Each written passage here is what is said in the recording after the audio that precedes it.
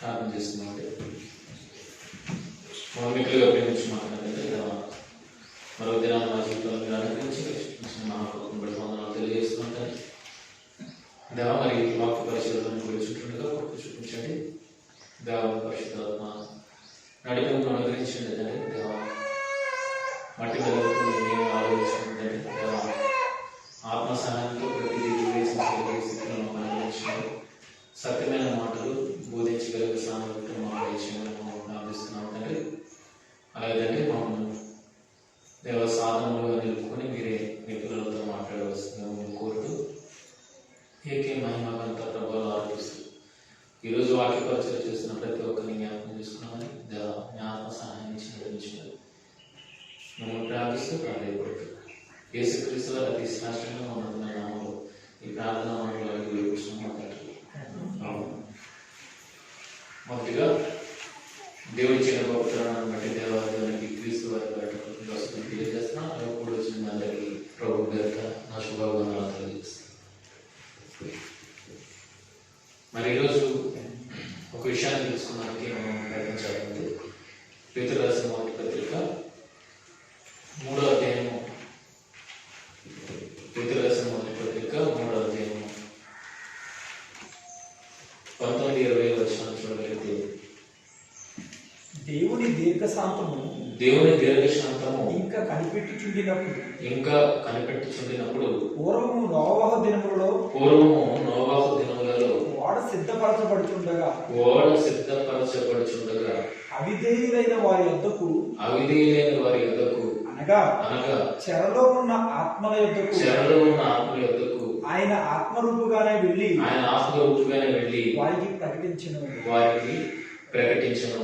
ఆ ఓడలో కొందరు అనగా 8 మంది నీటి ద్వారా రక్షణ పొందిరి.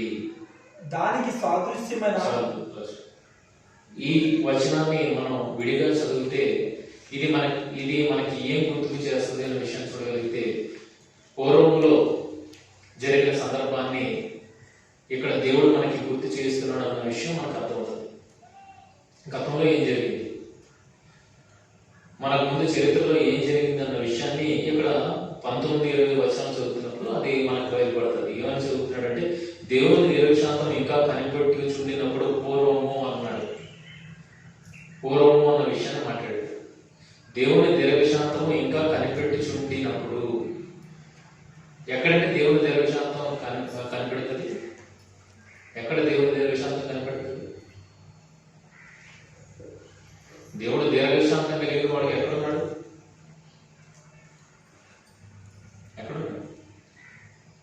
మనం ఉన్న ఈ భూమి మీద కదా. అందుకే చూడండి, మీకు ఆ విషయాన్ని వివరిస్తాను. దేవుని దీర్ఘశాంతం ఇంకా కనిపెట్టుచుండినప్పుడు పూర్వము అన్నాడు. పూర్వం అంటే నోవహు దినాలలో కూడా దేవుని దీర్ఘశాంతం కనిపెడుతుంది. ఎందుకు దేవుని దీర్ఘశాంతం కనిపెడుతుంది? ఆయన ఎక్కడ దీర్ఘశాంతం కలిగిన వాడుగా ఉంటాడు అన్న విషయం మనకు అర్థం కావాలంటే పూర్వము అన్న విషయం రాశాడు. ఈ సందర్భం జరిగిపోయింది చాలా కాలమైంది. పూర్వం ఇంకా పూర్వకాలంలో కూడా దేవుడు ఎలా ఉన్నాడు? దీర్ఘశాంతం కలిగిన వాడుగా ఉన్నాడు. ఎక్కడున్నాడు? ఇదే సందర్భాన్ని మనం అదే 2వ పత్రికలో చూడగలిగితే 2వ పత్రిక 3వ అధ్యాయం 9వ వచనం చూడండి. కొందరు ఆలస్యమని ఎంచుకున్నట్లు ప్రభువు తన వాగ్దానమును గూర్చి ఆలస్యం చేయువాడు కాడు గాని ఎవడును నశింపవలెనని ఇచ్చేంపక అందరూ మారు మనసు పొందవలెనని కోరుచు మీ ఎడల దీర్ఘశాంతము గలవాడై ఉన్నాడు. ఇది ఎవరి పట్ల? మన పట్ల. అంటే భూమి ఎక్కడ దేవుడు దీర్ఘశాంతం కలిగిన వాడు ఉన్నాడు? భూమి మీద మనుషుల రక్షణ నిమిత్తము దేవుడు దీర్ఘశాంతం కలిగిన వాడుగా ఉన్నాడు. ఒకవేళ భూమి మీద దేవుడు దీర్ఘశాంతాన్ని కనుక మనం నిర్లక్ష్యం చేస్తే ఏమవుతుంది? ఆలస్యం చేయవాడు కాడు కానీ ఎవడను నశింపవద్దని ఇచ్చింపక. దేవుడు దీర్ఘశాంతాన్ని కనుక చూపించకపోతే ఆ కాలంలో కానీ ఈ కాలంలో కానీ మనం అందరం ఏమవుతాం నశించిపోతాము. ఈ పాటికి మనం నశించిపోవాలి. కానీ ఎందుకు బట్టి మనం నశించకుండా జీవము కలిగి ఉన్న ఈ భూమి మీద ఆలోచించగలిగితే దేవుని దీర్ఘశాంతము ఇంకా మన మీద ఉన్నది. అందుకే ఈ వచనం అర్థం కాదు. దేవుని దీర్ఘశాంతము 1 పేతురు 3:19-20 దేవుని దీర్ఘశాంతం ఇంకా కనిపెట్టుచుండినప్పుడు ఆయన దీర్ఘశాంతం ఎక్కడ కలిగి ఉంటాడు? భూమి మీద మానవాళి మధ్య ఆయన దీర్ఘశాంతాన్ని కనపరుస్తున్నాడు. పూర్వము అన్నాడు ఇక్కడ. ఆ పూర్వంలో దేవుడు కనబెడుతున్నాడు. ఇప్పుడు దేవుడు దీర్ఘశాంతం కలిగి కనబెడుతూ ఉన్నాడు. ఎందుకు కనబెడుతున్నాడు? మీరెవరు లేదా మనమెవరూ నశింపకూడదు, మనందరూ రక్షణ పొందాలి, ఆయన అనుగ్రహించిన నిత్య జీవాన్ని చేపట్టాలనే ఉద్దేశంతో దేవుడు మన ఎడల ఎక్కడ భూమి మీద దీర్ఘశాంతాన్ని కలిగి ఉన్నాడు. ఆ రోజు కానీ ఈ రోజు కానీ దేవుడు దీర్ఘశాంతాన్ని మనుషుల మధ్య భూమి మీద దేవుడు దీర్ఘశాంతాన్ని కాపాడుస్తాడు. 19:20 చదివినప్పుడు ఈ సందర్భం మనకు అర్థమవుతుంది. పూర్వం నోవహు దినాల్లో ఏం జరిగింది, దేవుడు ఎంత దీర్ఘశాంతంతో ఎదురు చూశాడు, అన్న ఏ ఒక్కరు నశింపకూడదని దేవుడు ఎంతకాలం వెయిట్ చేశాడంటే నోవహుకి ఇచ్చిన తర్వాత, వాడు నిర్మాణం చేయమని చెప్పిన తర్వాత, ఇదిగో నేను భూమిని నీటితో ముంచేస్తున్నాను అని చెప్పిన తర్వాత ఎంతకాలం వెయిట్ చేసిన ఆలోచించండి. 120 సంవత్సరములు దేవుడు వెయిట్ చేసినట్టుగా కనబడుతుంది. 120 సంవత్సరాలు అంటే ఎంత ఎక్కువ కాలం ఆలోచించండి. ఎంతగా దీర్ఘశాంతం కనిపెట్టింది. అప్పటికే తెలుసు దేవుడికి ఏమని, వాళ్ళందరూ చెడిపోయారు, భూమి వీళ్ళ వల్ల బలాత్కారింపబడుతుంది అన్న విషయం దేవుడికి ఎరిగాడు కనుకనే భూమి యొక్క అంతాన్ని ఆయన కోరుకున్నాడు. ఇగో చెడుతనంతో నిండిపోయింది, ఈ చెడుతనం అంతా సమసిపోవాలి, చెడు తలంపులతో ఉన్న మనుషులందరూ నశించిపోవాలి అన్న ఆలోచనతోనే దేవుడు జలప్రలయాన్ని రప్పించాడు. అయితే దానికన్నా ముందు వీళ్ళు మారుతారేమో అని దేవుడు ఏం చేశాడు? దీర్ఘశాంతాన్ని కలిగి ఉన్నాడు. ఈ 19-20 వచనాలు చదివినప్పుడు ఇది దేన్ని గుర్తు చేస్తుంది అన్నట్టుగా ఉంటుందంటే, పూర్వంలో జరిగిన ఒక సందర్భాన్ని గుర్తు చేస్తుంది. ఆ సందర్భాన్ని మనం జ్ఞాపకం చేసుకుంటూ మనం ఇప్పుడు ఎలా బ్రతకాలి అన్న విషయాన్ని మనకి వివరిస్తుంది. ఇప్పుడు కూడా వారిలాగా మీరు నశింపకుండా ఉండాలంటే దేవుని దీర్ఘశాంతం కనిపెడుతున్న ఈ కాలంలోనే మీరు ఒకవేళ మారు మనసు పొందకపోతే మారు మనసు పొందండి అనే విషయాన్ని మనకి గుర్తు చేస్తుంది. 19-20 వచనాలు విడిగా చదివితే పూర్వంలో ఏం జరిగిందన్న విషయం అర్థమవుతుంది. కానీ ఈ రోజు దీనిని ఎలా అపార్థం చేశారో అన్న విషయాన్ని చూడగలిగితే 18, 19, 20 3 వచనాలు కలిపి చదివితే చూడండి ఏమవుతాం. ఏలయనగా మనం దేవుని యొద్దకు తెచ్చుటకు 1 పేతురు ఏలయనగా మనం దేవుని యొద్దకు తెచ్చుటకు అనీతిమంతుల కొరకు నీతిమంతుడైన క్రీస్తు శరీర విషయంలో చంపబడి ఆత్మ విషయంలో బ్రతికింపబడి పాపముల విషయంలో ఒక్కసారి శ్రమపడెను. దేవుని దీర్ఘశాంతం ఇంకా కనిపెట్టుచున్నప్పుడు పూర్వం నోవహు దినాల్లో ఓడ సిద్ధపరచబడుచుండగా అవిధేయులైన వారి యొద్దకు అనగా చెరలో ఉన్న ఆత్మ యొద్దకు ఆయన ఆత్మ రూపీగానే వెళ్ళి వారికి ప్రకటించెను. దీన్ని ఎలా అర్థం చేసినా చూడగలిగితే ఆయన ఏమయ్యాడు? పైన శరీర విషయంలో చంపబడి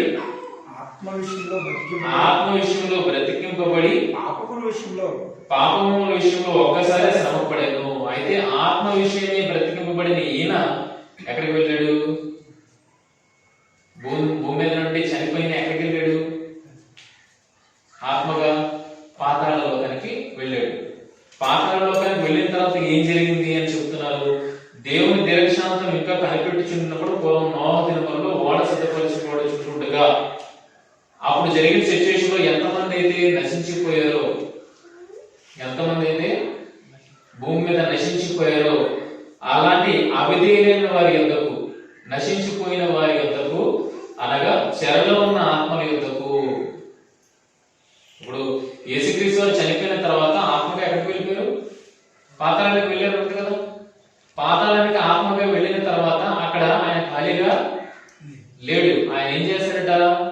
జలప్రాణులు ఎవరైతే చనిపోయారో, జలప్రాణులు ఎవరైతే దేవుని మాట కనుక చనిపోయారో వాళ్ళు ఎక్కడ ఉన్నారు? పాతాళ లోకంలో ఉన్నారు కనుక ఈయన ఆత్మగా వెళ్ళి ఎవరికి సువార్తను ప్రకటించడం చెప్తున్నారు ఇక్కడ? పాతాళ లోకంలో సువార్తను ప్రకటించి వాళ్ళందరినీ రక్షణలోకి తీసుకుని వచ్చాడని ఈ వాక్యాన్ని వక్రీకరించి చెప్తున్నారు. కొంతమందికి అర్థం అవచ్చు, కొంతమంది అర్థం కాకపోవచ్చు, కానీ కొన్ని విషయాలు అయితే ఖచ్చితంగా మనకి అర్థం చేయించడానికి ప్రయత్నం చేస్తాం. కనుక దేవుని దీర్ఘశాంతం ఎక్కడ కనబడుతుంది అంటే భూమి మీద కనబడుతుంది. ఎందుకు భూమి మీద కనబడుతుంది అంటే ఏ ఒక్కరు నశింపవలనని ఇచ్చేంపక. ఈ మాటలు బాగా గుర్తుంచుకోండి. ఏ ఒక్కరు నశింపవలనని ఇచ్చేంపక. నాశనం వేరు, చనిపోవడం వేరు. ఈ మాటలు బాగా గుర్తు చేసుకోండి. నాశనం వేరు, చనిపోవడం అంటే నాశనం అంటే పూర్తిగా లేకుండా చేయడం. చనిపోవడం అంటే ఓకే నువ్వు చనిపోయినా ఎక్కడో ఒక దగ్గర ఉన్నావు అన్న విషయం ఉంది. లాజరు చనిపోయాడు, అందరికీ తెలుసు. లాజరు చనిపోయాడు. ఆయన ఏమన్నాడు? చనిపోయాడు, కానీ ఏమన్నాడు? నిద్రిస్తున్నాడు అన్నాడు, కానీ నాశనం వేయడం అన్న మాట రాలేదు. బాగా గమనించాలి. లాజరు నిద్రిస్తున్నాడు అన్నాడు, కానీ నాశనం వేయడం అన్న మాట రాలేదు. అందుకే నిద్రిస్తున్నాడు కనుకనే మళ్ళా ఎలా వచ్చాడు? తిరిగి లేచొచ్చాడు. నాశనం అయిపోయినవాడు తిరిగి మళ్ళా రాడు. అందుకే నువ్వు తిరిగి రావన్న ఆలోచన దేవునికి ఉండబట్టే దేవుడు ఎక్కడ దీర్ఘశాంతం కలిగిన వాడు ఉన్నాడు? భూమి మీద. భూమి మీద దేవుడు మన పట్ల మన ఎన్ని తప్పులు చేస్తున్నా దేవుడు దీర్ఘశాంతాన్ని వహిస్తూ ఎందుకు నీ తప్పులన్నీ ఓర్చుకుంటున్నాడు? నీ తప్పులు ఎందుకు ఆయన ఓర్చుకుంటున్నాడు? నిన్న నీ తప్పులకి నీ శిక్ష అర్హులు కనుక ఆ శిక్షను అనుభవించవచ్చు కదా. కానీ నిన్ను శిక్షను అనుభవించనివ్వకుండా నీ పట్ల ఓర్పు కలిగి ఉన్నాడంటే నా కుమారుడు మారుతాడు. తల్లిదండ్రులుగా పిల్లల పట్ల అదే ఉండదు కదా ప్రేమ. ఒకవేళ పిల్లలు మనం చెడిపోయారు అనుకోండి, వాళ్ళ పట్ల ఏం చూపెడతాం? సరే ఎప్పటికైనా మారుతాడు అన్న ఓర్పుతానే కదా చూస్తాం. అలాగే దేవుడు కూడా మనం దేవునికి ఎంత పనికిరామారంగా మారిపోయినప్పటికీ దేవుడు మన ఎడల దీర్ఘశాంతాన్ని కనపరుస్తున్నాడు. ఇదంతా ఎక్కడ జరుగుతుంది అంటే భూమి మీదే. మీ ఇంట్లో ఉన్నప్పుడే మీ పిల్లల మీద మీరు దీర్ఘశాంతాన్ని చూపెడతారు. ఒకసారి మీరు కుర్రాడు బయటకు వెళ్ళిపోయాడు అనుకోండి, ఇంకా ఉపయోగం ఉంది. ఆల్రెడీ పోయాడు, నువ్వు ఎలా పోతావో పో అని వదిలేస్తారు కదా. పోయినోడి మీద మళ్ళీ దీర్ఘశాంతం ఉండదు. పోయినాడు వదిలేశారు. కానీ ఎప్పుడు దీర్ఘశాంతం ఉంటుంది? ఇంటిలో ఉన్నంత వరకు, నీ కంట్రోల్లో ఉన్నంత వరకు, వాడు బాగుపడతాడన్న ఆలోచన ఉన్నంత వరకు. అనగా దేవుడు భూమి మీద దీర్ఘశాంతాన్ని చూపెడుతున్నాడు. ఎందుకు దీర్ఘశాంతాన్ని చూపెడుతున్నాడంటే మనలో ఎవరము నశింపకూడదు. నశించిపోతే ఏమవుతాం? ఇక లేకుండా పోతాం. కానీ లాజరు నశించను అన్న మాట రాదు అక్కడ. లాజరు ఏముంది? చనిపోయాడు ఉంది, నిద్రించను ఉంది. కానీ ఇస్కరియోతు యూదా విషయంలో ఏమున్నది? ఇస్కరియోతు యూదా విషయంలో ఏమన్నాడు? నాశన పుత్రుడు అన్నాడు. నాశన పుత్రుడు. ఇస్కరియోతు యూదా ఏమన్నాడంటే నాశన పుత్రుడు. ఈ నాశన పుత్రుడు ఏమయ్యాడు? చనిపోయాడు. మళ్ళా బ్రతికే ఛాన్స్ ఉందా? భూమి మీద ఉన్నంత వరకు యేసు ఆయనను బ్రతికించడానికే ప్రయత్నం చేశాడు. ఆయన దేవుని వైపు తిప్పడానికి ప్రయత్నం చేశాడు. కానీ విననొల్లని వాడుగా ఇస్కరియోతు యూదా ఉన్నప్పుడు ఏమయ్యాడు? నాశనం అయిపోయాడు. ఆలోచిస్తారా? ఈ నాశనం అయిపోయిన అందరూ ఎక్కడికి వెళ్తారు? పాతాళలోకానికి. అవునా? మరి ఇక్కడ జలప్రళయంలో కూడా నాశనం అయిపోయిన ఎక్కడికి వెళ్ళలేదు. జలప్రళయంలో నాశనం అయిపోయిన వాళ్ళని ఎందుకు అంటున్నారంటే దేవుని దీర్ఘశాంతి ఇంకా కనిపెడుతుంది. ఎందుకు దేవుని దీర్ఘశాంతి ఇంకా కనిపెడుతుంది అంటే ఏ ఒక్కరు నశింపకూడదని ఇచ్చింపక. కానీ జలప్రళయంలో ఏమైంది? నశించిపోయారా? చనిపోయారా? నశించిపోయారు. అంటే నశించిపోయిన వారు ఎప్పటికీ మార్పు చెందరు. అలాంటి వాళ్ళకి సువార్త ప్రకటించడం పాతాళలోకానికి వెళ్ళి. ఆలోచిస్తారా? ఒకటి, ఈ వచనాన్ని ఎలా వక్రీకరిస్తున్నారంటే ఇదిగో భూమి మీద నువ్వు ఎలా బ్రతికినా పర్వాలేదు, పాతాళానికి వెళ్ళిపోయిన తర్వాత కూడా నీకేముంది? పాతాళలోకానికి వెళ్ళిపోయిన తర్వాత కూడా నీకేముంది? మరొక అవకాశం ఉంది, అక్కడ కూడా నువ్వు రక్షింపబడతావు అన్న మాటని ఈరోజు సమాజానికి, క్రైస్తవ్యానికి బోధిస్తూ ఏమని చెప్తున్నారు? నువ్వు భూమి మీద పెద్దగా సరిగా పట్టించుకోకపోయినా, అంటే క్రీస్తు కోసం బ్రతికినా బ్రతకపోయినా పర్లేదు, యావరేజ్ బ్రతికిసినా పర్లేదు, నీకు ఇంకొక ఛాన్స్ ఎక్కడుంది? పాతాళంలో ఉంది. అంటే భూమి మీద ఎందుకు బ్రతుకుతాడు? భూమి మీద ఎందుకు యేసుక్రీస్తుని మనం నమ్ముకుని బ్రతకాలి? మరో ఛాన్స్ ఉందన్నప్పుడు ఈ భూమి మీద ఎలా కావాలంటే మన ఇష్టరాజ్యంగా బ్రతికేసి చనిపోయిన తర్వాత ఆ పాతాళ లోకంలో మళ్ళీ యేసుప్రభు వచ్చి ఏం చేస్తాడు? సువార్త ప్రకటిస్తాడు. కనుక మరొక ఛాన్స్ మనకు ఉంది. ఏప్రిల్ పోయినా ఏముంది, మార్చి పోయినా సెప్టెంబర్ ఉంది, సప్లిమెంటరీ ఉంది. కనుక అక్కడ రాసి పాస్ అయిపోవచ్చు. అంటే బ్రతుకులు దీన్ని కనుక మా క్రైస్తవ సమాజానికి అర్థం చేస్తే క్రైస్తవులు బ్రతుకులేకపోతే ఆలోచన చిన్న భిన్నం అయిపోతుంది. ఎవడు యేసుక్రీస్తుని విశ్వసిస్తాడు? ఎందుకు విశ్వసించాలి? ఇంకొక ఛాన్స్ ఉన్నదన్నప్పుడు, సప్లిమెంటరీ ఉన్నదన్నప్పుడు నేను మార్చికి రాయకపోయినా పర్లేదు, అప్పుడు రాసి పాస్ అయిపోతాను అనుకుంటే లేదా? ఈరోజు చాలా మంది ఒపీనియన్ ఏంటి, పిల్లల ఒపీనియన్ ఏంటి, ఇక మార్చి లేకపోయినా ఒక 6 నెలల గ్యాప్ లో మళ్ళీ ఉంది ఉన్నది, దానికి నేను సిద్ధపడతాను. పాస్ అవడం కావాలి, ఎప్పుడన్నది అవసరం లేదు. అలాంటి ఛాన్స్ ఈరోజు క్రైస్తవం ఉన్నదని నమ్మితే ఈ మాటను బట్టి ఎంత చెత్త కింద మారిపోతుందో ఒకసారి ఆలోచించి. ఈ వచనం కనుక ఇలా ఒప్పుకుంటే, ఇదిగో పాతాళ లోకంలో యేసు ఆత్మగా వెళ్ళి ఆ పాతాళ లోకంలో ఉన్న వారికి సువార్తను ప్రకటించాడు అని అంటే వాళ్ళ రక్షణలోకి అక్కడే, ఎక్కడి నుండి అక్కడికే. పరదేశు, పాతాళ లోకంలో 2 ప్రదేశాలు ఉంటాయి. పరదేశం ఉంటుంది, బాధపడే నరకం ఉంటుంది. కనుక యేసుక్రీస్తు ఆత్మగా లోకానికి వెళ్ళిన తర్వాత నరకంలో ఉన్న వాళ్ళని ఎక్కడ తీసుకుని వచ్చారట? సువార్త ప్రకటించి పరదేశం తీసుకుని వచ్చారట. కానీ ఇంత ఈజీ ప్రాసెస్ ఉన్నదన్నప్పుడు భూమి మీద ఎందుకంటే కష్టపడాలి? భూమి మీద ఎందుకు కష్టపడాలి? క్రీస్తుని నమ్ముకుని ఎందుకు శ్రమ అనుభవించాలి? మంచిగా జీవించి సమాజంలో ఎందుకు, మంచిగా జీవిస్తున్నందుకు కూడా ఎందుకు శిక్షణ అనుభవించాలి? ఆలోచించండి. ఈరోజు మంచి అంటే సమాజానికి పడుతుందా? వ్యతిరేకిస్తుంది. మరి అలాంటి సమాజంతో ఫ్రెండ్లీగా వెళ్ళిపోవచ్చు కదా? ఎందుకు వాళ్ళు వ్యతిరేకించేటట్టుగా మనం మంచిని కలిగి సమాజంలో నడుచుకోవాలి? కనుక ఇదంతా ప్రశ్నార్థకంగా మారిపోతుంది. అయితే ఈ వచనాన్ని ఇలా అపార్థం చేసుకోవడానికి ప్రధాన కారణం చూడగలిగితే ఏమనుంది? ఈ రెండింటిని క్లబ్ చేసి చదివేస్తున్నారు, ఈ రెండింటిని మిక్స్ చేసి చదువుతున్నారు. ఇంగ్లీష్ లో అలాగే ఉన్నదంట. ఇంగ్లీష్ లో ఎలా ఉన్నది? ఒకసారి చదువుతున్నా. ఇంగ్లీష్ లో ఎలా ఉన్నది? Because Christ once went through pain for sins, the upright one taking the place of sinners, so that through him we might come back to God, being put to death in the flesh, but given life in the spirit, by whom he went to the spirits in prison, preaching to those who in the అది రెండు combination చదువు. By whom he went to the spirits in prison, being put to so that because Christ once went through pain for sins, the upright one taking the place of sinner, so that through him we might come back to God, being put to death in the flesh, but given life in the spirit, by whom he went to the spirits in prison. చూడండి, continuation ఏమున్నదంటే ఆయన ఆత్మగా లేచడం ఉంది. లేచిన తర్వాత ఏముంది? Immediate గా ఆత్మీయులకు, చెరలో ఉన్న ఆత్మీయులకు వెళ్ళినట్టుగా ఇంగ్లీష్ లో ఉంది కనెక్షన్. దాన్ని చదువుతున్న వాళ్ళు ఏమైనా అపార్థం చేసుకున్నారంటే చనిపోయిన తర్వాత ఆత్మగా ఆయన ఎక్కడికి వెళ్ళాడు? పాతాళ లోకానికి వెళ్ళాడు. అక్కడ సువార్తను ప్రకటించాడు. సువార్త ద్వారా రక్షింపబడిన వారిని పరదేశికి దాటించాడు.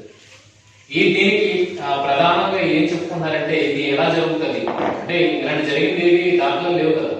పాతాళ లోకంలో నరకం నుండి పరదేశికి వెళ్ళిపోయిన దాఖలాలు ఏమైనా మనకి ఎగ్జాంపుల్స్ ఏమన్నాయా? లేవు. అబ్రహాం గారు మాట్లాడితే ఏమన్నారు? అక్కడి నుండి ఎక్కడికి కానీ, ఎక్కడి నుండి అక్కడికి కానీ దాటి రాజాలకు ఉండినట్లు మధ్యలో ఏమున్నదంట? అగాధం ఉంచాడు అని ఉన్నట్ట. అంటే ఎవడు దాటలేడు, ఎవడు రాలేడు. పరదేశం అక్కడికి కానీ, అక్కడ నుండి కానీ పరదేశం కానీ ఎవడు రాకపోకలు చేయలేడు. ఇది జరగని పని. మరి జరగని పని అన్నప్పుడు యేసుక్రీస్తు వారు ఆ రోజు సువార్త ప్రకటించి ఎలాగా దాటించేశారంటే యేసుక్రీస్తుకి సమస్తము సాధ్యమని చెప్తున్నారు. ఆ సమస్తము సాధ్యమని చెప్పడానికి ఏది చూపెడతానో చూడగలిగితే సిలువ మీద దొంగని. సిలువ మీద దొంగతే ఏమని మాట్లాడారు? సిలువ మీద దొంగతే ఏమని మాట్లాడారు? నేడు నీవు నాతో కూడా పరదేశంలో ఉండు. ఇగో యేసుక్రీస్తు సిలువ మీద ఉన్న దొంగతో నీవు నాతో కూడా పరదేశంలో ఉండు, నేడు నీవు నాతో కూడా పరదేశంలో ఉండు అని చెప్పారు కనుక ఆయననే పరదేశం తీసుకెళ్ళగలిగిన వాడు పాతాళ లోకంలో నరకంలో ఉన్న వాడిని పరదేశం తీసుకురాలేదా? అది యేసుక్రీస్తు సాధ్యం అన్నమాట మాట్లాడుతున్నారు. కానీ నిజంగా యేసుక్రీస్తు వారు దేనిని బట్టి చెప్పగలిగారు? ఆ దొంగ విషయంలో దేనిని బట్టి చెప్పగలిగారు? విశ్వాసాన్ని బట్టి. ఆయన భవిష్యత్తును చెప్పాడు, అంతేగాని ఆయన తీసుకెళ్ళిపోతాడని ఆయన చెప్పలేదు. నేడు నీవు నాతో కూడా పరదేశంలో, నాతో కూడా అంటే ఈ రోజే నేను వెళ్ళిపోతాను, నువ్వు కూడా వెళ్ళిపోతావు, ఈ రోజే వస్తావు కనుక నీవు నాతో కూడా పరదేశంలో ముందు. ఆయన తీసుకెళ్ళిపోతానని చెప్పలేదు, యేసు ముందే వెళ్ళిపోయారు. తర్వాత ఎవరు వెళ్ళారు? కాళ్ళు చేతులు విరగొట్టబడిన తర్వాత, ఎముకలన్నీ విరగొట్టబడిన తర్వాత దొంగ చంపబడ్డాడు. సిలువ వేసిన తర్వాత చనిపోయిన దొంగ ఎప్పుడు చంపబడ్డాడు? సిలువ మీద ఉన్న వాడిని దింపి కాళ్ళు చేతులు విరగొట్టి వాడిని చంపగా వాడు ఎక్కడికి వెళ్ళాడు? పరదేశకు వెళ్ళాడు. తీసుకెళ్ళిపోయాడా యేసు? కానీ యేసుక్రీస్తు ఎలా చెప్పగలిగారు అంటే భవిష్యత్తును ఊహించి చెప్పగలిగారు. ఆయనలో విశ్వాసం కనబడుతుంది. తర్వాత అనుభవించే శిక్షలో కూడా ఆయన విశ్వాసాన్ని కోల్పోడు. ఇదిగో నేను ఈ శిక్షకు పాత్రుడని దొంగ ఒప్పుకుంటాడు అన్న విషయం యేసుక్రీస్తు వారికి అర్థమైంది. ఆ శిక్షను బట్టి విశ్వాసాన్ని కోల్పోకుండా ఉండడాన్ని బట్టి దొంగ ఎక్కడికి వెళ్ళాడు? ఎక్కడికి వెళ్ళాడు? పరదేశికి వెళ్ళాడు. ఉత్తి మాటను బట్టి వెళ్ళలేదు. ఇదిగో మనమైతే శిక్షకు అర్హులం, యేసైతే కాడు, శిక్షకు అర్హుడు కాడు. కానీ అలాంటి మహానుభావుని సిలువేశారు. ఇక మన విషయంలో సిలువేశారంటే తప్పు లేదు, కానీ ఆయన విషయంలో సిలువేశారంటే అది తప్పు అన్నది ఆ దొంగ అభిప్రాయాన్ని వ్యక్తం పరిచాడు. అయితే ఎంతవరకు విశ్వాసాన్ని చేపట్టాడని చూడగలిగితే తనను బాధించి హింసించి చంపిన ఆ విశ్వాసాన్ని ఆయన కాపాడుకున్నాడు దొంగ.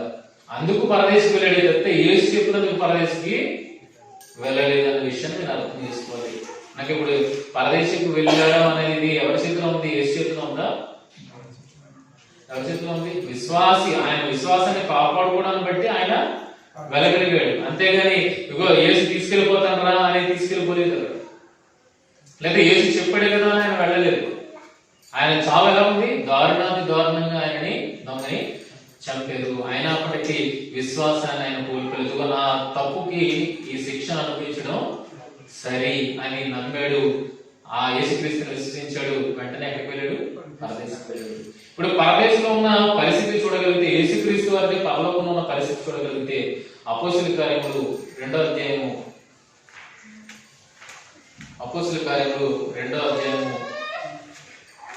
27వ వచనం చూడండి. 27వ వచనం.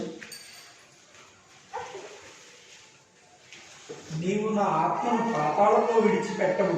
నీవు నా ఆత్మను పాతాళములో విడిచిపెట్టవు. ఎవరికి ఇది చెప్తున్నారు? ఎవరికి ఈ మాట యేసుక్రీస్తు మాట్లాడుతున్నారు? ఆయనకు అన్ని రైట్స్ ఉన్నాయన్నప్పుడు ఈ రకమైన మాట ఆయన నోటి నుండి రాకూడదు. ఏమన్నమాట? నీవు నా ఆత్మను పాతాళములో విడిచిపెట్టవు అంటే ఎవరి మీద ఆధారపడినట్టుగా ఉంది? పాతాళానికి యేసుక్రీస్తు వారు వెళ్ళినా ఆ పాతాళ లోకంలో కూడా ఎవరి మీద ఆధారపడినట్టుగా ఉంది? దేవుని మీద ఆధారపడినట్టుగా ఉంది. అంటే యేసే పాతాళలో కనుక వెళ్ళిన తర్వాత కూడా దేవుని మీద ఆధారపడిన వాడైతే ఆయన అలాగా నరకంలో ఉన్న వాడిని పరదేశం నడిపించగలుగుతాడు. ఆలోచించండి. అర్థమైనా? అర్థం కాదు. యేసే ఏమడుగుతాడు దేవుణ్ణి? నీవు నా ఆత్మను పాతాళంలో విడిచిపెట్టవు, నీ పరిశుద్ధిని కుళ్ళిపట్ట నీవు నన్ను పాతాళంలో వదిలేస్తే కనుక ఏమవుతుంది? నీ పరిశుద్ధిని శరీరము కుళ్ళిపట్టి పోతుంది కనుక నువ్వు నన్ను విడవని నాకు తెలుసు, నన్ను పాతాళ లోకంలో విడవని నాకు తెలుసు, నీ పరిశుద్ధిని కుళ్ళిపట్ట నీవని నాకు తెలుసు కనుక వెంటనే నువ్వు ఎక్కడి నుండి ఎక్కడికి తీసుకొస్తావు? మృతుల్లో నుండి సజీవునిగా నన్ను పైకి లేపుతావు అన్న విషయాన్ని యేసుక్రీస్తు వారు ఎవరి మీద ఆధారపడి చెప్తున్నారంటే దేవుని మీద ఆధారపడి చెబుతున్నారు. అంటే పాతాళ లోకంలోకి వెళ్ళిన యేసు మరలా భూమి మీద సజీవుడిగా రావాలి అంటే, పునరుద్ధరణ అవ్వాలంటే ఎవరి మీద ఆధారపడి ఉన్నాడు? దేవుని మీద. చూడండి ఎవరు లేపారు? 24వ వచనం ఎవరు లేపారు చూడండి. ఆయన ఎవరు లేపారు? మరణము ఆయనను బంధించి విడిచిన మరణము ఆయన బంధించి ఉండుట అసాధ్యము కనుక దేవుడు దేవుడు మరణ మరణ వేదనను తొలగించి ఆయనను లేపిన. ఆయనను లేపెను. యేసు సజీవుడిగా లెగాలన్నా యేసు ఎవరి మీద ఆధారపడాలా? దేవుని మీదే ఆధారపడాలి. ఏమండి, ఆయన పూర్తి రైట్స్ ఉన్నాయి. నా ఇష్టానుసారంగా నేను వెళ్ళిపోతాను, ఎక్కడికైనా వచ్చేస్తానని అన్నాడా? లేదు. దేవుడిని బట్టి నేను ఏదైనా చేయగలుగుతాను అని నమ్మిన వాడు ఒక దేవుని బట్టి ఎలా ఉన్నాడు? మృతుడైన వాడు సజీవుడిగా లేపబడ్డాడు. ఎవరిని బట్టి? దేవుణ్ణి బట్టి. అంటే దేవుణ్ణి బట్టి అన్ని కార్యాలు జరుగుతున్నాయి అన్నప్పుడు యేసు ఎలాగా వాళ్ళకి సువార్తను ప్రకటించి ఆ నరకంలో ఉన్న వారిని పరదేశం నడిపించగలుగుతాడు? ఆలోచించండి. ఇక్కడ దేవుడి ప్రమేయం ఉందా? ఉందా? యేసుక్రీస్తు వారికి సర్వాధికారాలు ఎప్పుడు అనుగ్రహింపబడ్డాయన్న మాట మాట్లాడారు. సజీవుడైన తర్వాత, మృతులైన తర్వాత. మృతుల్లో లేచిన తర్వాత లేకపోతే మాట మాట్లాడాడు ఆయన. యేసుక్రీస్తు మృతులైన తర్వాత నాకు సర్వాధికారాలు ఇవ్వబడ్డాయని మాట మాట్లాడా, లేక మృతుల్లోని సజీవుడైన తర్వాత నాకు సర్వాధికారాలు ఇవ్వబడ్డాయని మాట మాట్లాడా? ఆయన సజీవుడైతేనే కదా జయించినట్టుగా. ఆయన సజీవుడైతేనే కదా ఈయన లోకాన్ని జయించాడు అన్న విషయం మనకు అర్థమవుతుంది. కనుక సజీవుడైన తర్వాత, ఆయన మృతుల్లో నుండి గెలిచిన తర్వాతే ఆయన ఏమన్నాడు? నాకు సర్వాధికారాలు ఇయ్యబడ్డాయని మాట్లాడుతున్నాడు. అంటే మృతులు అయిన తర్వాత ఆయన మాత్రం ఏ అధికారాలు లేవన్న విషయం కూడా మనకి అర్థమవుతుంది. అయినా దేని అధికారం ఉన్నాయి చూడండి. మత్తయి సువార్త 28వ అధ్యాయము 18వ వచనం. అయితే యేసు వారి ఎదురుకు వచ్చి పరలోకమందును భూమి మీదను నాకు సర్వాధికారము ఇయ్యబడి ఉన్నది. పరలోకమందును భూమి మీదను. మరి పాతాళలోకం ఉన్నది కదా.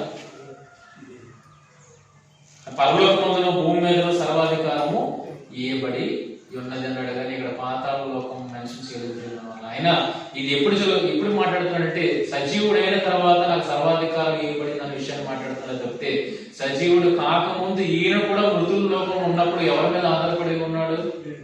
దేవుని మీద ఆధారపడి ఉన్నాడు అన్నప్పుడు మరి మిగిలిన వారిని ఎలాగా తప్పించేస్తున్న ఆలోచించిన నరకం నుండి పరదేశికి. కనుక ఇది ఏ రకముగా మనం ఆలోచించినా ఇది సరిపోవటము లేదు. అయితే ఎక్కడ అపార్థం చేయబడింది ఈ విషయం అన్న విషయం చూడగలిగితే, ఈ విషయాన్ని ఎక్కడ అపార్థం చేస్తున్నారు అన్న విషయాన్ని చూడగలిగితే పేతురు రాసిన మొదటి పత్రిక 3వ అధ్యాయము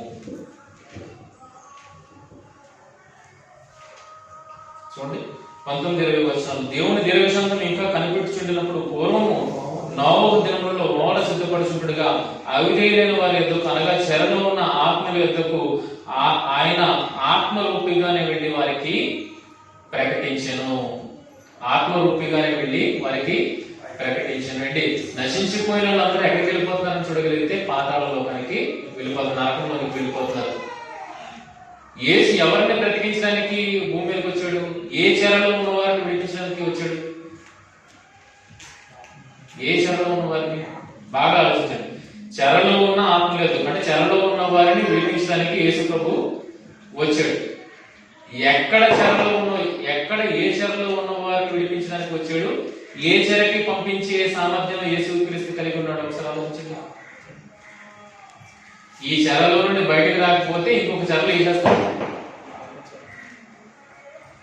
బాగా చూడండి, నశించిపోతున్న వాళ్ళందరూ ఎవరిని బట్టి వెళ్ళిపోతున్నారంటే, ఇదిగో నా మాట వినని ప్రతి వాడు ఏమవుతున్నాడు? నా మాటని అంగీకరించిన ప్రతి వాడు ఎక్కడికి వెళ్ళిపోతున్నాడు? నాశనం అయిపోతున్నాడు. నా మాట వినని ప్రతి వాడు తనకు తానే తీర్పు తీర్చుకుంటున్నాడు. తీర్పు తీసుకుని ఎక్కడికి వెళ్ళిపోతున్నాడు? నాశనానికి వెళ్ళిపోతున్నాడు. అంటే యేసు మాట ఏం చేస్తుంది? తీర్పు తీర్చేస్తుంది. ఏమని? నువ్వు ఎక్కడికి వెళ్ళిపోవాలని? నరకానికి వెళ్ళిపోవాలని.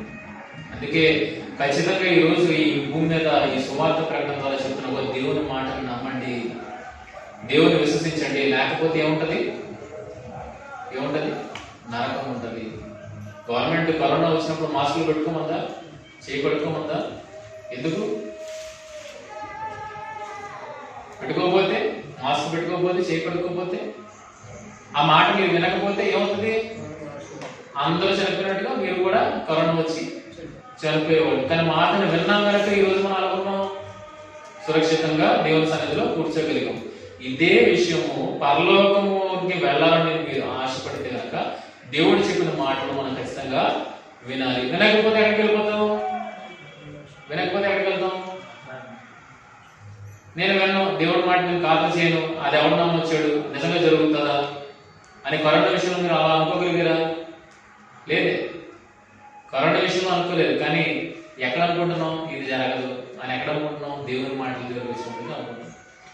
కనుక ఆ రోజు కరోనా విషయంలో ఎలాగైతే నిర్లక్ష్య ధోరణిని వ్యవహరించలేదో ఈ రోజు దేవుని మాటలు చెప్పినప్పుడు కూడా మనము నిర్లక్ష్య వైఖరిని వ్యవహరించకూడదు. దేవుని మాట నిన్ను నన్ను రక్షించేది. ఒక ప్రభుత్వం చిన్న గవర్నమెంట్ మాట నిన్ను నన్ను రక్షించగలుగుతున్నప్పుడు ప్రాణ పరిస్థితి నుండి దేవుని మాట ఎక్కడ రక్షించగలుగుతుంది? నిత్య నరకం నుండి మనల్ని రక్షించగలుగుతుంది. అర్థమవుతుందా? కనుక ఏ చెరలో ఉన్న వారిని విడిపించడానికి యేసు ప్రభు వచ్చాడు. ఏ చెరలో ఉన్న వారిని? ఏ చెరలో ఉన్నవారు? ఏ చెరలో ఉన్నారు? ఏ చెరలో ఉన్న వారిని యేసు ప్రభు విడిపించడానికి వచ్చాడు. అలా విడుదల పొందని వారిని ఏ చెరలోకి పంపించేస్తున్నాడు? ఇది మనం అర్థం చేసుకోవాలి. యేసు ప్రభు వచ్చి ఏ చెరలో ఉన్న వారిని విడిపించడానికి వచ్చాడు అన్న విషయాన్ని మనం చూడగలిగితే చూడండి, లూకా సువార్త 9వ అధ్యాయము 55వ వచనము ఏమున్నది అని చూడగలిగితే ఫుట్నోట్లో, ప్రభు ఆకాశం నుండి అగ్ని దిగి వచ్చి వీరిని నాశనం చేయనట్లు మేము ఆజ్ఞాపించింది నీకు ఇష్టమా అని అడుగుగా ఫుట్నోట్లో ఏమన్నదని చూడగలిగితే, ఇగో మీరెట్టి ఆత్మ గలవారు మీరు ఎరుగరు, మనుష్య కుమారుడు మనుష్యుల ఆత్మను రక్షించుటకే కానీ నశింపచేయుటకు రాలేదనను.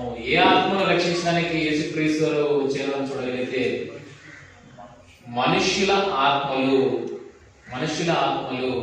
పాత్రలోకి వెళ్ళిన తర్వాత అక్కడ శరీరం ఉందా? అక్కడ శరీరం ఉందా?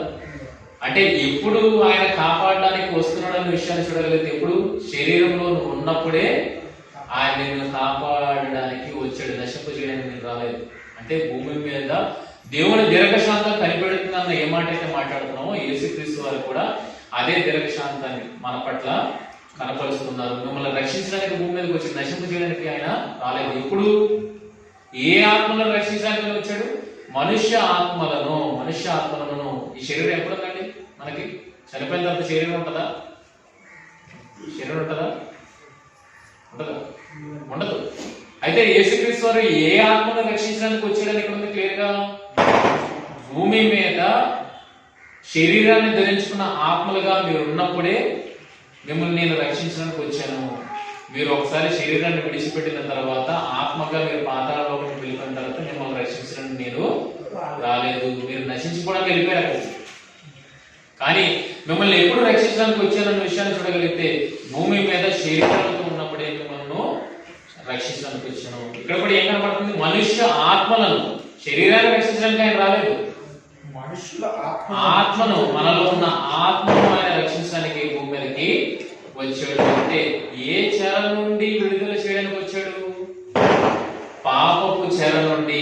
ఈ శరీరం మనం దేనిలోకి వెళ్ళిపోతున్నాం? పాపంలోనికి వెళ్ళిపోతున్నాం కనుక ఈ పాపపు చెర నుండి మనల్ని విడుదల చేయడానికి యేసుక్రీస్తు వారు మన మధ్యకు వచ్చారు. ప్రేమ వల్ల అంటే ఏ చెర నుండి విడిపిస్తాడైనా? పాపపు చెర నుండి విడిపిస్తాడే కానీ పాతాళపు చెర నుండి ఆయన విడిపించాడు. అక్కడికి పంపిస్తున్నది ఎవరు? విడిపించేది అయితే అక్కడికి పంపిస్తున్నది ఎవరు? ఆలోచించండి. ఆయన మాట్లాడాడు. ఇస్రాయేలు యోధ ఎక్కడికి వెళ్ళిపోయాడు? నాశన పుత్రుడు తప్ప నేను ఎవరిని పోగొట్టుకోలేదు. వాడు ఎక్కడికి వెళ్ళిపోయాడు చెప్పాడు? నాశనానికి వెళ్ళిపోయాడు అన్న మాటను మాట్లాడుతున్నాడు. ఆయనే నాశనానికి పంపిస్తున్నాడు అన్నప్పుడు, పాతాళ లోకానికి నాశనానికి ఆయనే పంపిస్తున్నప్పుడు మరి ఏ చెర నుండి విడుదల ఆయన కోరుకుంటున్నాడు? ఎక్కడి నుండి విమోచించడానికి ఆయన వచ్చాడు అని ఆలోచిస్తే భూమి మీద మనుషులంగా ఉన్న మనము, మన ఆత్మలు పాపములు బందీలుగా ఉన్నాయి కనుక ఆ పాపపు చెర నుండి విడిపించడానికి ఆయన వచ్చాడు. ఈ పాపపు చెర నుండి విడవలేదనుకో ఏ చెరకు వెళ్ళిపోతావు? పాతాళపు చెరకు ఎవరు పంపిస్తున్నారు? యేసే పంపిస్తున్నాడు. చూడండి యేసు పంపిస్తున్నాడు లేదా? 8:8 వారు ఇదిగో దేవుని కుమారుడా నీతో మాకేమీ కాలము రాక మునిపే మమ్మల్ని బాధించి ఇక్కడికి వచ్చితో అని కేకలు విసిరి ఇక్కడ ఇలాంటి పదం ఒకటి ఉంటుంది. ఏమనుంటదంటే ఇదిగో మమ్మల్ని పాతాళమునకు పంపించొద్దు అన్న మాట ఉంటుంది. మమ్మల్ని పాతాళమునకు పంపించొద్దు కనుక యేసుక్రీస్తు వారు ఏ చెర నుండి విడిపించడానికి వచ్చారు అంటే భూమి మీద అవిధేయతా స్థితిలో ఉన్న మిమ్మలను నేను పాపం అనే చెర నుండి విడిపించడానికి మేము వచ్చాను కానీ పంపిస్తున్న నేనే, పాతాళానికి పంపిస్తున్న నేనే, ఆ చెర నుండి నేను ఎందుకు విడిపిస్తాను? బాగా ఆలోచించండి. భూమి మీద మనుషులుగా ఉన్నప్పుడే మీలో ఉన్న ఆత్మను రక్షించడానికి నేను వచ్చాను. ఒకసారి భూమి మీద ఈ శరీరాన్ని విడిచిన తర్వాత నేను రక్షించడానికి నేను రాలేదు అన్న విషయం క్లియర్ గా అర్థమైనప్పుడు ఇప్పుడు పేతురు పత్రికలో ఎందుకంటే అపార్థం చేసుకుంటున్నారు? పేతురు పత్రికలో ఎందుకు అపార్థం చేసుకుంటున్నారు అన్న విషయం చూడగలిగితే మొదటి పేతురు 3వ అధ్యాయం 19-20 వచనాలు చూడగలిగితే చెరలో ఉన్న ఆత్మల యొద్దకు అనగా ఆయన ఆత్మరూపిగానే వెళ్ళి వారికి ప్రకటించను. ఆయన ఆత్మరూపుగానే వెళ్ళి వారికి ప్రకటించను. ఆత్మరూపుగానే వెళ్ళి ఈ మాటను పట్టుకునే వాళ్ళు అపార్థం చేసుకుంటారు. ఆత్మరూపుగానే వెళ్ళి వారికి ప్రకటన చేసాడు కదా అన్న మాటను మాట్లాడుతున్నారు. దీన్ని బట్టి ఆత్మల యొద్దకు అనగా చెరలో ఉన్న ఆత్మల యొద్దకు ఆయన ఆత్మరూపిగానే వెళ్ళి వారికి ప్రకటన చేసెను.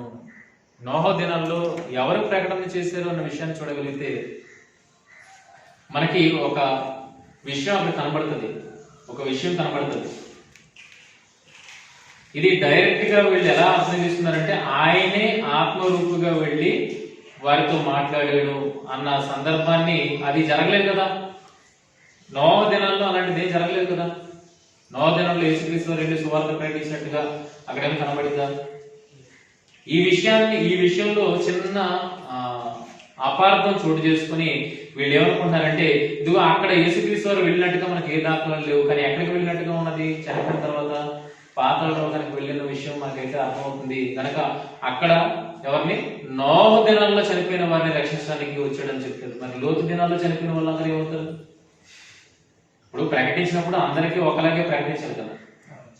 కానీ నోహ దినాల్లో అంతమైపోయిన వాళ్ళని ఎందుకు జ్ఞాపకం చేసుకున్నాడు? మిగిలిన లోతు దినాల్లో కానీ ఆ తర్వాత కాలంలో ఇజ్రాయేల్ ఎంతమంది నాశనం అయిపోయారండి? వాళ్ళందరి విషయంలో ఎందుకు మరి ఇక్కడ ప్రకటన చేసినట్టు కనబడలేదు? ఎంత అబద్ధాన్ని నమ్ముతున్నారో ఒకసారి ఆలోచించండి. కేవలం నోహ కాలాన్ని ఎందుకు ఇక్కడ జ్ఞాపకం చేసుకున్నాడు? లోతు దినాల్లో నశించిపోయిన వాళ్ళు లేదా? ఇజ్రాయేల్ కాలంలో అరణ్యంలో దేవుడు నడిపించినప్పుడు నశించిపోయిన వాళ్ళు లేదా? ఎంతమంది నశించిపోలేదు? కుమారులు ఎంతమంది నశించిపోలేదు? అంటే వెళ్ళిన వాడు ఆత్మరూపుగా వెళ్ళిన వాడు కేవలం వీళ్ళనే సైడ్ చేసి ఎందుకు ప్రకటించాల? ఇప్పుడు అందరినీ కాపాడుకోవాలని ఉద్దేశం ఉన్నదన్నప్పుడు అందరికీ పాతాళలోకం ఉన్న వాళ్ళందరికీ సువార్త ప్రకటించాలి కదా. కానీ ఇక్కడ కేవలం ఎవరు కనబడుతున్నారు మనకి? నోహ దినాల్లో నశించిన వారు మాత్రమే కనబడుతున్నారంటే ఇది పెద్ద అబద్ధం అన్న విషయం అర్థమవుతుంది.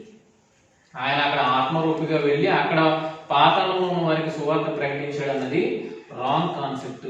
ఇక్కడ ఎందుకు అపార్థం అయిందంటే ఆయన ఆత్మరూపిగా వెళ్ళి అన్న దగ్గరే పాయింట్ పట్టుకుంటే అసలు నోహ దినాల్లో ఎవరు కనబడతారన్న విషయం చూడగలిగితే పరిశుద్ధాత్మ ఉన్నట్టుగా కనబడుతుంది. ప్రియమైన వాళ్ళు, పరిశుద్ధాత్మ చూడండి 6వ అధ్యాయము 4వ వచనం చూడండి. ఆది కాండము 6వ అధ్యాయము నా ఆత్మ ఎల్లప్పుడు వాదించదు 3. అప్పుడు యెహోవా నా ఆత్మ నరులతో ఎల్లప్పుడూ వాదించదు. ఎంతకాలం వాదించుకుంటూ ఉంటది? ఈ రోజు మనతో వాదించట్లేదా వాక్యం? ఏ రకంగా ఉన్నాడు మన మధ్య? ఈ రోజు వాక్యం మనతో ఏ రకంగా మాట్లాడుతుంది? ఏ రకంగా మాట్లాడుతుంది? యేసుక్రీస్తు వచ్చి డైరెక్ట్ గా మాట్లాడతారు మనతోటి. ఎలా మాట్లాడుతుంది? మనస్సాక్షికి తెలియదు కదా. అంటే మనస్సాక్షికి ఏది తెలియదు? రైట్ ఏంటో రాంగ్ ఏంటో తెలియాలి కదా. ఇప్పుడు రైట్ మనకి ఎలా తెలియజేస్తుంది? ఆత్మ ఏం చేస్తుంది? పరిశుద్ధాత్మ ఏం చేస్తుంది? ఒప్పింపజేస్తుంది. ఆత్మ ఏం చేస్తుంది?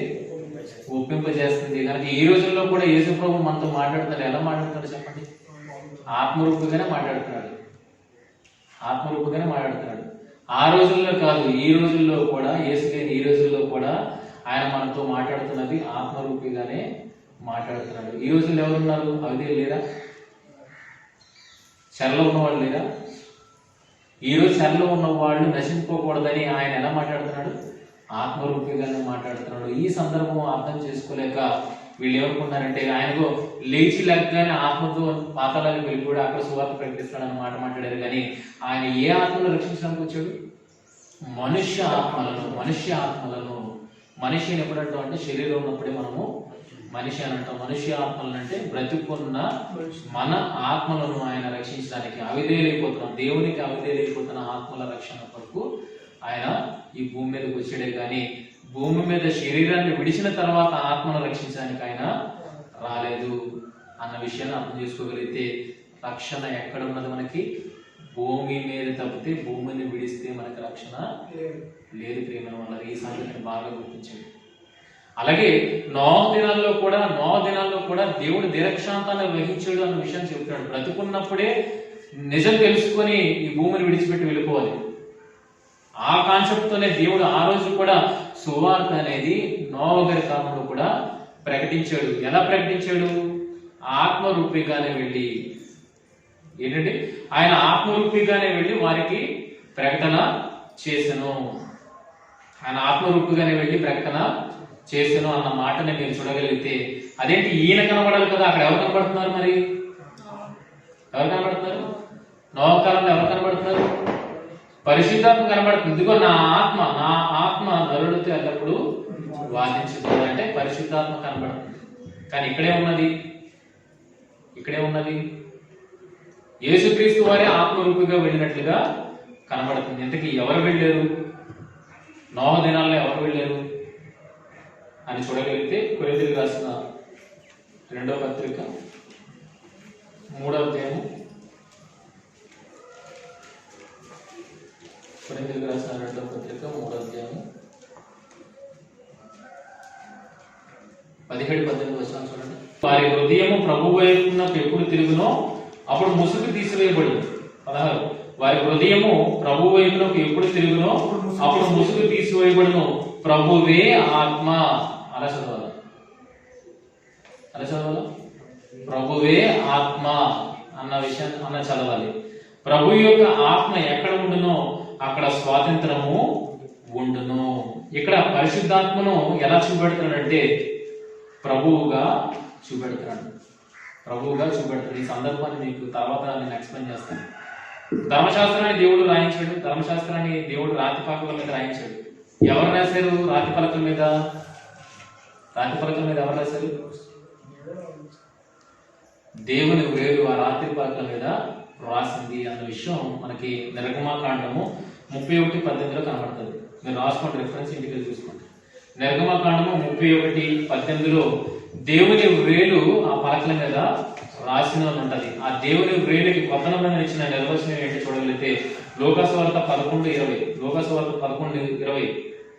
ఏమని చూడు. లోకాసువార్త 11:20 అయితే నేను దేవుని వ్రేలితో చాలు దేవుని వ్రేలితో దయ్యములను వెళ్ళగొట్టుచున్నాను. పలకల మీద ఎవరు రాశారు? దేవుని వ్రేలు రాసింది. నిర్గమకాండము దేవుని వ్రేలితో రాయబడిన రాతి పలకలు అతనికి ఇచ్చిన. దేవుని వ్రేలితో రాయబడిన రాతి పలకలు అతనికి ఇచ్చిన. అక్కడ దేవుని వ్రేలితో రాతి పలకల మీద రాసిన ఆజ్ఞలు పూర్వం ఇజ్రాయేలీల జనాంగం దాన్ని పాటించడానికి ప్రయత్నం చేశారు. అక్కడ ఎవరు రాశారని చూడగలిగితే దేవుని వ్రేలు. ఇక్కడ లోకాసువార్తలో యేసుక్రీస్తు వారు మాట్లాడుతున్న మాట 11:20 దేవుని వ్రేలుతో నేను దయ్యములను వెళ్ళగొట్టుచున్నాను. ఆ దేవుని వ్రేలుకి ఏమిచ్చాడు? ఆ మత్తయి సువార్త 12:28 చూడండి. ఆ దేవుని వ్రేలుకి ఏమిచ్చాడు? దేవుని వ్రేలు అంటే సమాధానం ఏమిచ్చాడు చూడండి. దేవుని ఆత్మ వలన నేను దయ్యములను వెళ్ళగొట్టిన ఎడలా అన్న మాట మాట్లాడుతుంది. అంటే దేవుని వ్రేలు ఎవరు? దేవుని ఆత్మ ఎవరు? పరిశుద్ధాత్మ. అవునా? పరిశుద్ధాత్మ. ఇప్పుడు రాతి పలకల మీద రాయించి ఇచ్చింది ఎవరు? పరిశుద్ధాత్మ. రాతి పలకల మీద రాయించి ఇచ్చింది ఎవరు? పరిశుద్ధాత్మ. ఇప్పుడు ఇశ్రాయేలీయులు దేని మీద ఎక్కువగా ఆలోచన కలిగి ఉన్నారు? రాతి పలకల మీద రాసిచ్చిన దాని మీద ఆలోచన కలిగి ఉన్నారు. కానీ పేతురు గారు ఎవరు చూపెడతారు కదా? ఎవరు చూపెడుతున్నారంటే ఒక రాతి పలకల మీద ఇచ్చినదే మీరు ఎంతగా ఆరాధిస్తున్నప్పుడు ఆ రాతి పలకల మీద రాసిన ఆత్మను అనుసరిస్తే రాతి పలకల మీద రాసిచ్చినది మీరు అనుసరిస్తున్నారు, కానీ రాతి పలకల మీద రాసిచ్చిన ఆత్మని అనుసరిస్తే మీరు కరెక్ట్ వేలో ఉంటారు అని పౌలు గారు ఇక్కడ ఎక్స్ప్లెయిన్ చేస్తున్నారు. అలాగే మీరు ఆత్మను అనుసరిస్తే ఎవరిని అనుసరించినట్టే అన్నట్టు ఇక్కడ ఉంది, ప్రభువుని మీరు అనుసరించినట్టే. ప్రభువు ఆత్మ వేరు కాదు, ప్రభు ఆత్మ వేరు కాదు అన్న విషయాన్ని ఇక్కడ ప్రస్తావిస్తున్నాడు. రాతి పలకల మీద రాసి ఇచ్చిన దాని మీద మీరంత గట్టిగా నిలబడ్డారు కదా, రాసి ఇచ్చిన దీని మీదే ఇంత గొప్ప మహిమ ఉన్నదని మీరు అనుకుంటే రాసిన వాడికి ఎంత మహిమ ఉండాలి, రాసిన ఆత్మకి ఎంత మహిమ ఉండాలి అని ఎవరి పక్కకు తిప్పుతున్నాడు అంటే ఈ అధ్యాయంలో పౌలు గారు ఆత్మ పక్కకు తిప్పుతున్నారు, పరిశుద్ధాత్మ పక్కకు తిప్పుతున్నారు. పరిశుద్ధాత్మ పక్కకు తిప్పితే ఆటోమేటిక్ ఎవరి పక్కకు తిరిగిపోయినట్టు, ప్రభు కాసి తిరిగిపోయినట్టు, ప్రభు కాసి తిరిగిపోయినట్టు. దాన్ని ఇక్కడ ఎక్స్ప్లెయిన్ చేస్తున్నాడు క్లియర్ గా. ఇదిగో మీరు ఇంకా రాతి పలకల దగ్గర ఆగిపోయారు, మేమైతే ఎక్కడికి వెళ్ళిపోయాం, ఆత్మ దగ్గరికి వెళ్ళిపోయాం. ఆత్మ రచించింది మీరు మీ దగ్గర ఉన్నది, కానీ ఆత్మనే మేము అనుసరించే వారముగా ఉన్నామన్నది కొరింథీయులకు రాసిన 2వ పత్రిక 3వ అధ్యాయం మొత్తం వివరణ. కనుక ఆత్మ కాసి మీరు తిరగలిగితే ఎవరి పక్కకు తిరిగిపోయినట్టు, ప్రభువు పక్కకు తిరిగిపోయినట్టు అన్న విషయాన్ని చెప్తున్నాడు. అందుకే ఇక్కడ ఏమన్నాడు, ప్రభువే ఆత్మ అన్న విషయాన్ని చెప్తున్నాడు. ఇదే ఆత్మ ఎక్కడ కనబడుతుంది, ఆదికాండం 6వ అధ్యాయం 3వ వచనంలో కనబడుతుంది. ఈ ఆత్మ వెళ్ళి ఏం చేసింది అక్కడ, వారికి సువార్త ప్రకటించింది. ఇందుకు ఎవరు ప్రకటించారు సువార్త, ఎవరు ప్రకటించారు?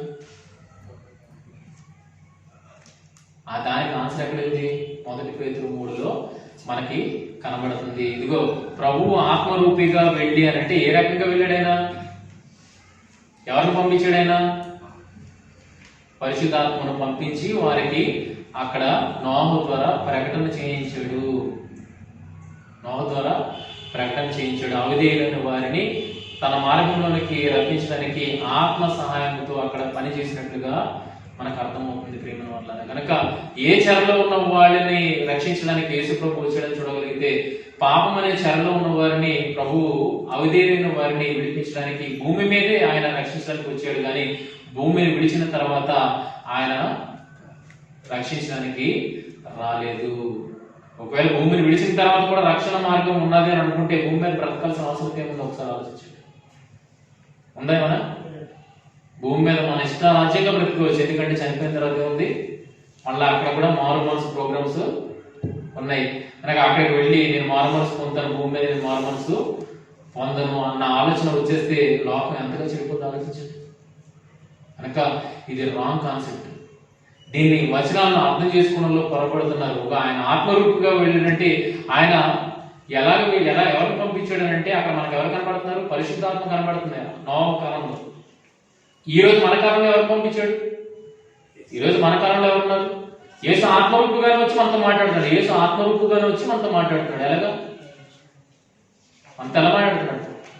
పరిశుద్ధాత్మ మనకు అనుగ్రహించడం ద్వారా ఆత్మ కోసం యేసుక్రీస్తు ఏమన్నారు, నాకు కలిగి ఉన్నవన్నీ ఆయనవన్నీ నావే, ఆయన నాకు వేరుగా ఏది నీకు బోధించడు, నేను చెప్పిన వాటినే బోధిస్తాడంటే మన ఆత్మను ఫాలో అయితే ఆటోమేటిక్గా ఎవరిని ఫాలో అయినట్టు, యేసుక్రీస్తు వారి ప్రభు వారిని ఫాలో అయినట్టు. ఈ కాన్సెప్ట్ మనం ఉన్న ఈ టైంలో మనం దీనిని అర్థం చేసుకోగలిగితే నోవహు కాలంలో ఎవరు వెళ్ళారన్న విషయం కూడా మనకి అర్థమవుతుంది. ఆయన ఆత్మరూపిగా వెళ్ళాడంటే ఎవరిని పంపించేటప్పుడు మరలా అక్కడ కూడా ఎవరిని పంపించాడు, పరిశుద్ధాత్మ ప్రెజెన్స్ అనేది అక్కడ ఉంది. సమాజాన్ని ఆ రోజు కూడా అవిధేయత స్థితిలోనే నడిపించడానికి యేసు ప్రభు తన ఆత్మను అక్కడ పంపించినట్లుగా మనకి అక్కడ కనబడుతుంది. కనుక భూమి మీద ఉన్నప్పుడే చెరలో ఉన్న వారిని, అవిధేయులైన వారిని నశించకుండా రక్షించడానికి ఆయన వచ్చాడే గాని చనిపోయిన తర్వాత పాతాళంలో నాశనానికి పంపించింది ఆయనే. ఆయన మాట వినని వారందరూ ఎక్కడికి వెళ్ళిపోతున్నారు, నాశనానికి వెళ్ళిపోతున్నారు. మళ్ళా నా మాట వినని వారిని మళ్ళా తీసుకొని వస్తాడానికి. అందుకని నశించిపోయిన వారిని ఎవరు రక్షించలేరు, నాశనానికి జోగుతున్న వారిని మాత్రము రక్షించవచ్చు. అంటే నరకంలో ఉన్న ధనవంతుడు ఎవరి కోసం ఆలోచిస్తున్నాడు, నరకంలో ఉన్న వారి కోసం ఆలోచిస్తున్నాడా, భూమి మీద ఉన్న వారి కోసం ఆలోచిస్తాడా? మినిమం కాన్సెప్ట్ కోల్పోయారు ప్రేమ వల్ల. మినిమం కాన్సెప్ట్ ఏంటంటే, ఇదిగో పాతాళ లోకంలో ధనవంతుడు బాధపడుతున్నాడు అన్నప్పుడు ఆ ధనవంతుడు పాతాళ లోకంలో మిగిలిన వారి కోసం ఆలోచిస్తున్నాడా, లేకపోతే భూమి మీద ఉన్న వారి కోసం ఆలోచిస్తున్నాడా? ఎవరి రక్షణ ఇంపార్టెంట్ అని ధనవంతుడికి అర్థమవుతుంది. ఎక్కడ ఉంటుండగా రక్షణ అవసరం అని ధనవంతుడికి అర్థమవుతుంది. ఇదిగో ఇక్కడికి వచ్చిన తర్వాత రక్షణ సాధ్యం కాదు. ఎక్కడ ఉంటుండగానే రక్షణ సాధ్యం? భూమి మీద ఉంటున్నప్పుడే రక్షణ సాధ్యము అన్న విషయం ధనవంతుడికే లైట్ వెలిగిపోయింది. కానీ ఈరోజు ఈ వచనం చదువుతున్న వాళ్ళకి మాత్రం లైట్ జరగలేదు. ఇంకా ఎక్కడ కూడా ఉందని చెప్తున్నారు, సువార్త ఎక్కడ కూడా కరెక్ట్ ఉందని చెప్తున్నారు, మాతాల లోకంలో కూడా సువార్త ఉందని చెప్తున్నారు. కానీ కాదు ప్రియమైన వాళ్ళారా, ఒకవేళ అదే నమ్మితే ఈరోజు క్రైస్తవులో మనం బ్రతకాల్సిన అవసరం లేదు. కనుక పేతురు గారు ఎందుకు ఈ సందర్భాన్ని గుర్తు చేశారని చూడగలిగితే, ఆయన సువార్త ప్రకటన అక్కడ చేస్తున్నాడు. ఆ సంఘానికి సువార్త ప్రకటన అనేది చేస్తున్నాడు. చూడండి 3వ అధ్యాయము ముగించుకున్నాం. 3వ అధ్యాయం, 1 పేతురు 3వ అధ్యాయము 3వ అధ్యాయం మీరు చూడగలిగితే ఎలా బ్రతకమని చెబుతున్నాడు. ఈ మొదటి 3 అధ్యాయాల్లో ఒక్కటే మాట మీకు కనబడుతుంది. ఏం మాట కనబడుతుంది అంటే, మేలు చేసి బాధపడినప్పుడు మీరు సహించినట్లా అది దేవునికి హితమగును, ఎందుకు మీరు పిలువబడితిరి అని పనివారుల కోసము, స్త్రీల కోసము, పురుషుల కోసము, సంఘంలో ఉన్న ప్రతి ఒక్క సభ్యుడిని ఉద్దేశించి ఏమని మాట్లాడుతున్నాడంటే, ఏలనగా మనం దేవుని ఎదురు తెచ్చుటకు అనేక మంతుల కొరకు నీతిమంతుడైన యేసు శరీర విషయంలో చంపబడి, దేనికోసం చంపబడ్డాడంటే యేసుక్రీస్తు కీడు చేసినందుకు శ్రమను అనుభవించాడా, లేకపోతే మంచి కోసం శ్రమను అనుభవించాడా? మంచి కోసం శ్రమను అనుభవించాడు. ఆ రకంగానే మీరు ఉండాలి. అది ఎవరి చిత్తమట? మంచిగా బ్రతికి శ్రమ అనుభవించడం అనేది ఎవరి చిత్తమట? దేవుని చిత్తము. అలాగనే ఎడల కీడు చేసి శ్రమ పడుట కంటే మేలు చేసి శ్రమ పడితే బహు మంచిది అని చెబుతున్నాడు మన వల్ల. కనుక 3వ అధ్యాయం క్లోజింగ్ కాదండి, 2వ అధ్యాయం ప్రారంభము, 3వ అధ్యాయం క్లోజింగ్. 2వ అధ్యాయం ప్రారంభం ఏంటి? ప్రభువు దయాళుడని మీరు రుచి చూచి అన్న ఎడలా, ప్రభువు దయాళుడని మీరు రుచి చూచి అన్న ఎడలా అని స్టార్ట్ అయింది. 3వ అధ్యాయం 10వ వచనం చూడగల, జీవనం ప్రేమించి మంచి దినములు చూడగోరువాడు చెడ్డ వాటిని పలుకకుండా తన ఆలుకును, కపటపు మాటలు చెప్పకుండా తన పెదవులను కాచుకునవలను, అతడు కీడు నుండి తొలగి మేలు చేయవలను. నిజంగా దేవుడిని తెలుసుకున్న వాడు ఎందు నుండి తొలగిపోవాలి? కీడు నుండి తొలగిపోవాలి. కానీ ఏం చేయాలి? మేలును చేసేవాడుగా ఉండాలి. అలా మేలు చేసినప్పుడు నీకు హింస కలుగుతున్నా నువ్వు భరించేవాడుగా ఉండాలని చెప్పి క్రీస్తుని చూపెడుతున్నాడు. తర్వాత ఈ సందర్భాన్ని 19-20 వచనాలు ఎత్తుకున్నాడు. అక్కడ ఈ సందర్భాన్ని ఎందుకు ఎత్తుకున్నాడు అనే విషయం చూడగలిగితే, అవిధేయులైన వారి ఎదుగు కనుక చెరలో ఉన్న ఆత్మల ఎదుగు ఆయన ఆత్మరూపుగానే వెళ్ళి వారికి ప్రకటించెను. ఆ ఓడలో కొందరు అనగా 8 మంది నీటి ద్వారా రక్షణ పొందిరి. ఎంత చక్కగా ఉందండి, హిస్టరీని వివరిస్తున్నట్టుగా ఎంత చక్కగా ఉంది. కానీ దీన్ని కలిపి చెప్పేశారు పూర్తిగా. 18, 19, 20 వచనాలు కలిపి పూర్తిగా చెప్పేశారు. ఇంగ్లీష్లో ఎలా ఉంది కదా, దీన్ని ఈ రకంగా అర్థం చేసుకుంటాను. కానీ ఇక్కడైతే మనకు తెలుగులో ఖచ్చితంగా అర్థమవుతుంది ఏంటంటే, అలా అవిధేయులైన వారిని నశించిపోకూడదని దేవుడు దీర్ఘశాంతం వహించి అక్కడ కూడా దేవుని ఆత్మ ప్రెజెన్స్ పెట్టి వాళ్ళని మార్చడానికి దేవుడు ప్రయత్నం చేశాడు. కానీ వాళ్ళు మారలేదు. ఏమయ్యారు? నశించిపోయారు అన్న విషయాన్ని చెబుతున్నాడు. అలా నశించిపోయినప్పుడు ఎవరు కాపాడబడ్డారంట? ఆ ఓడలో కొందరు అనగా 8 మంది నీటి ద్వారా రక్షణ పొందిరి. దానికి సాదృశ్యమైన బాప్తిసం ఇప్పుడు మిమ్మల్ని రక్షించుచున్నది. దీనిని చెప్పడానికి ఆ సందర్భాన్ని ఎత్తుకున్నాడు. ఏది రక్షిస్తుంది?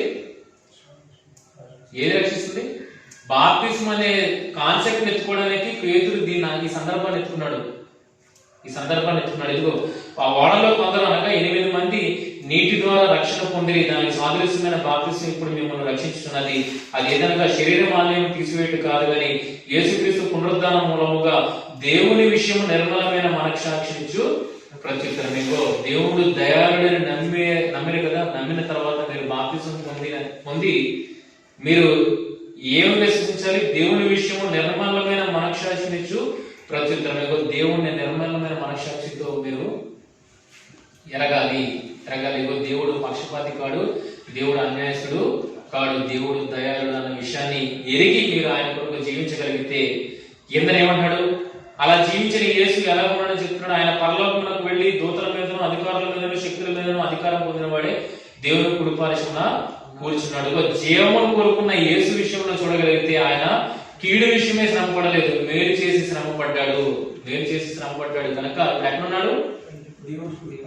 దేవుని దగ్గర ఉన్నాడు. ఇప్పుడు మీరు కూడా జీవాన్ని కోరుకుంటున్నారు కదా, జీవాన్ని ప్రేమిస్తున్నారు కదా, అయితే మీరు కూడా ఏం చేయాలి? బాప్తిస్మం అనే ఈ రక్షణ, బాప్తిస్మం అనేది రక్షణకు మార్గం అయితే ఆ బాప్తిసం తీసుకుని దేవుడిని మీరు నమ్మి మేలు చేయగలిగే వారుగా ఉండగలిగితే మీరు కూడా ఎలా ఉంటారు? ఆయన ఉన్నట్టే మీరు కూడా ఎక్కడ ఉంటారు?